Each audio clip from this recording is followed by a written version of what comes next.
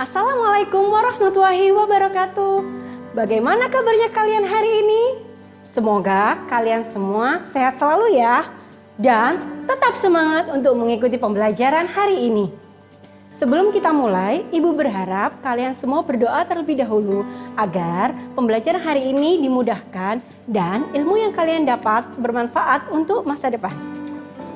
Nah, ada yang tahu hari ini kita akan mempelajari apa sih?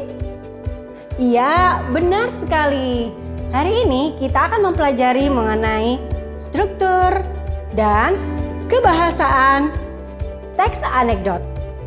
Nah, KD pembelajaran kita hari ini adalah 3.6 mengevaluasi struktur dan kebahasaan teks anekdot.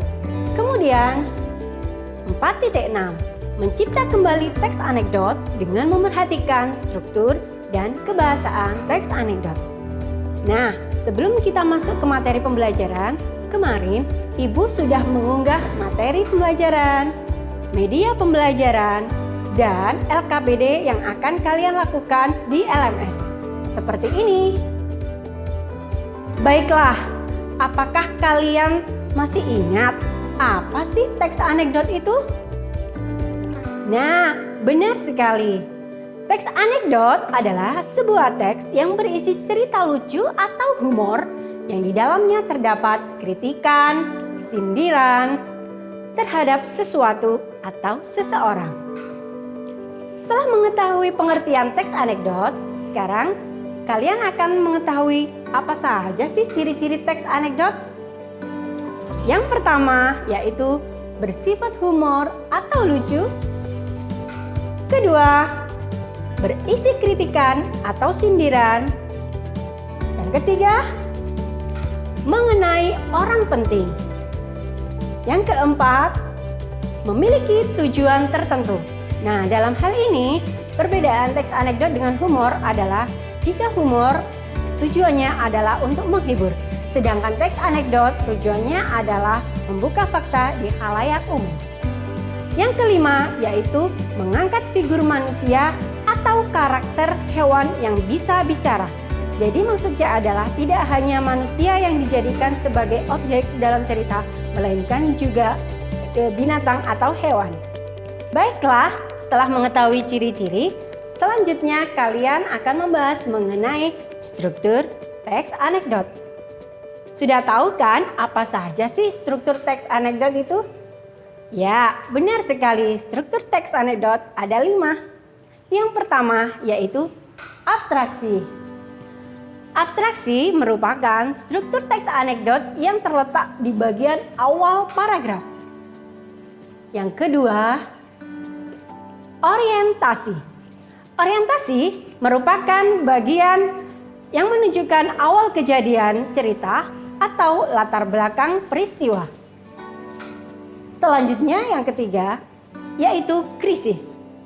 Krisis merupakan bagian terjadinya hal atau masalah yang unik atau tidak biasa terjadi. Yang keempat yaitu reaksi. Reaksi merupakan bagian cara penulis atau yang ditulis menyelesaikan masalah yang timbul di bagian krisis. Dan yang terakhir yaitu koda.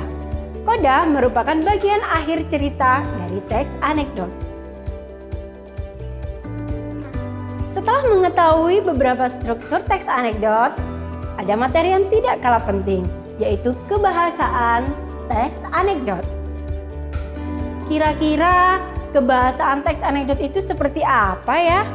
Nah, mari kita simak berikut ini. Yang pertama, menggunakan kata kias atau konotasi.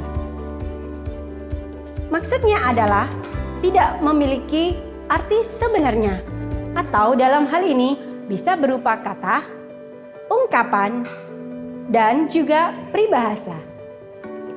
Yang kedua, yaitu kalimat retorik. Apa sih kalimat retorik itu? Kalian tahu tidak apa itu kalimat retorik? Iya, benar sekali. kalimat retorik adalah kalimat tanya yang tidak membutuhkan jawaban. Kira-kira untuk apa sih kita bertanya tapi tidak membutuhkan jawaban? Nah, maksudnya adalah kalimat retorik dalam teks anekdot bertujuan untuk menegaskan, memotivasi, mengkritik, dan sebagainya. Yang ketiga yaitu kalimat yang menyatakan peristiwa masa lampau. Penanda dalam kalimat ini yaitu ada suatu hari, hari itu, pada waktu itu, dan sebagainya. Kebahasaan berikutnya yaitu ada konjungsi temporal. Konjungsi temporal adalah kata hubung yang merujuk pada urutan waktu. Misalnya, selanjutnya, kemudian, lalu, dan sebagainya. Yang terakhir yaitu kata kerja aksi.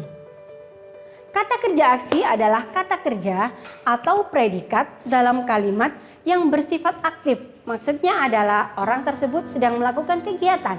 Contohnya yaitu berlari, menulis, menangis, dan sebagainya.